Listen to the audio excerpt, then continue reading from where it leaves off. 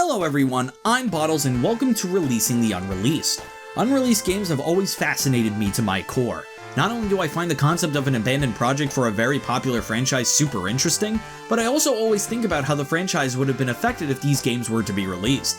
I'm going to start off our series proper by going into as many unreleased Sonic games as I can, speculating how it would have affected future Sonic canon if these games were to be released. The game we will be talking about today is probably the second most well-known cancelled Sonic game, Sonic X-treme.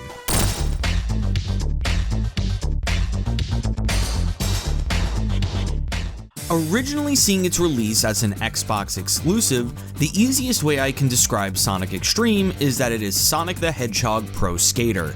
Much like the Pro Skater series, Sonic X-treme saw Sonic and Shadow riding hoverboards through levels. You would also be able to maneuver in midair, but landing wrong meant falling off the board. There were 3 playable modes that were available: Mission, Combat, and Race. Mission mode saw Sonic and Shadow finding a key within the level to then use to go through the exit door. Combat mode was very similar to the battle modes in Mario Kart, where you would collect items littered around the map to use against your opponents. Last man standing is the winner. Race mode is very similar to the snowboard race level in the Sonic Adventure 2 multiplayer. First to the end wins.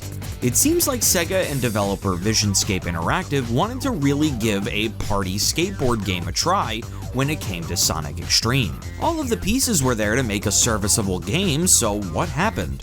Why didn't we get Sonic the Hedgehog Pro Skater?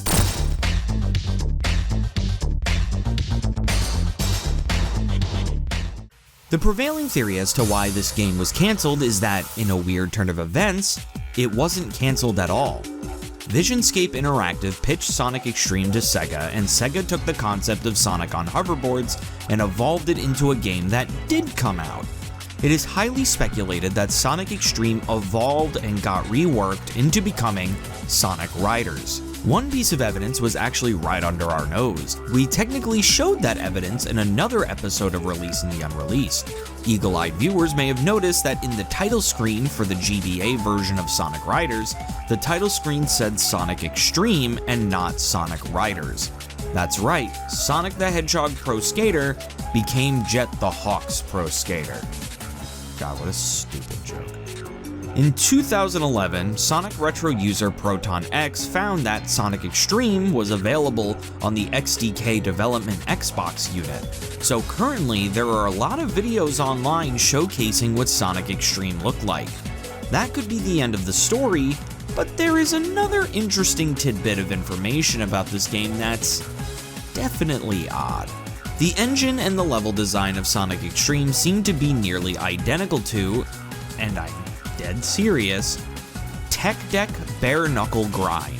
This is very strange because Tech Deck Bare Knuckle Grind is not made or developed by the same company as Sonic X-treme.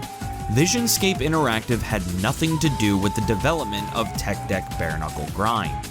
I'd love to know how this happened. Did they just steal the assets from this unreleased Sonic game? Due to this correlation's existence, I can now say a video game company took a Sonic game and made it about thumbs. This is certainly the best timeline.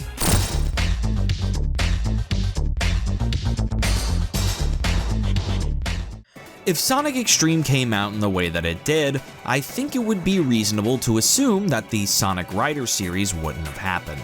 Having Sonic X-treme work more like a Tony Hawk style game instead of a racing game with hoverboards would probably also have stripped the Babylon Rogues from us. Honestly, I think the Sonic franchise is better since Sonic Riders came out instead of Sonic X-treme.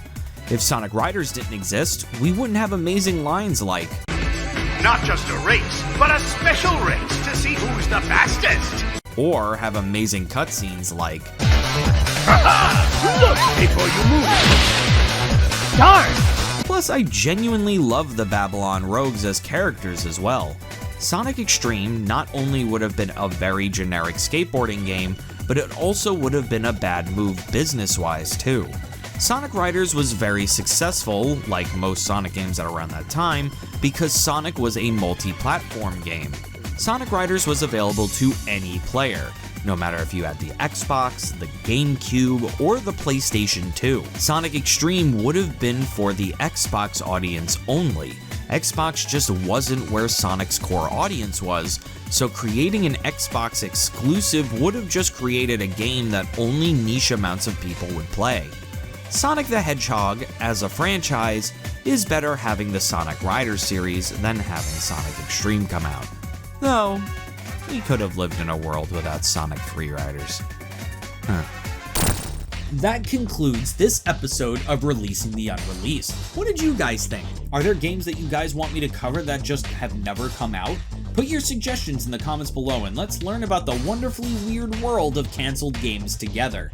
If you want to see the next episode of this series, tune in next week, but if you're impatient, become a channel member to be able to watch the episode right now. Our social media are in the description below, as well as our merch store, and make sure to support the channel as much as you can. The more you support, the more I can eat. With that, I bid you, my well-esteemed guests, adieu.